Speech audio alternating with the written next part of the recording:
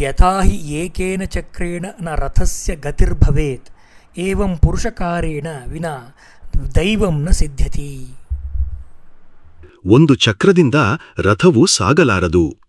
ಮಾನವನ ಪ್ರಯತ್ನವಿಲ್ಲದೆ ದೈವ ಫಲ ನೀಡುವುದಿಲ್ಲ.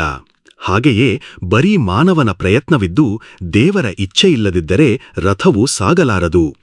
ಯಶಸ್ಸಿಗೆ ಎರಡೂ ಅಗತ್ಯವಿದೆ: ಮಾನವನ ಪ್ರಯತ್ನ ಮತ್ತು ದೇವರ ಸಹಾಯ ಎಂಬ ಎರಡು ಚಕ್ರಗಳು.